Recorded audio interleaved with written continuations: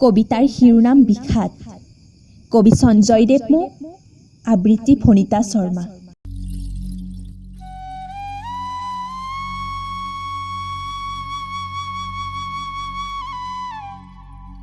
ভাবিছিলোঁ দুখৰ কবিতা নিলিখোঁ, কিন্তু কি কৰিম কোৱা?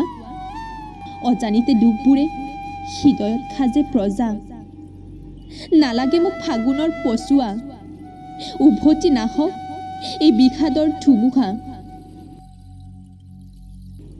কেতিয়াবা ভগ্ন হৃদয়ৰ অনাৰ্দক বিকট চিঞৰ শুনিছানে তুমি? আলিন্দত সেউজীয়া পক্ষীৰ নীৰৱ বেদনা দেখিছানে? তুমিতো এতিয়া আধুনিকতাই কঙা কৰা অচিন চহৰৰ ব্যস্ত পক্ষী। গতিকে এইবোৰ ভাবিবলৈ তোমাৰ আখৰি বা ক'ত থাকিব? তোমাৰ দুচকুত দেখিছিলোঁ সাগৰৰ দৰে গভীৰ সপোন। হয়তো মোৰেই দুৰ্ভাগ্য, আজি দেখোন সাগৰো শুকালে।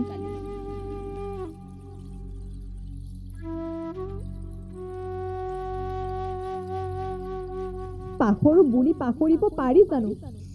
কেনেকৈ জানিও বিষণ্ণতাৰে আগুৰি ধৰা মোৰ সমস্ত বেদনা।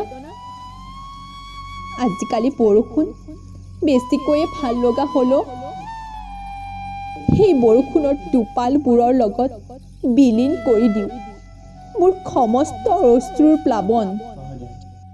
মোৰ চকুলোৰ মূল্য তোমাৰ ওচৰত নাই, হ'লেও আকৌ এবাৰ সুধিছোঁ, মই কিমান কান্দিলে বাৰু সুখী হ'বা তুমি?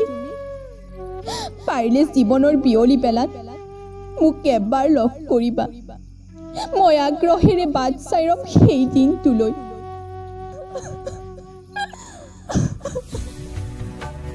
নালাগে উভতি আহিব, পাৰিলে জীৱনৰ বিয়লি বেলাত মোক এবাৰ লগ কৰিবা, মাত্ৰ এবাৰ।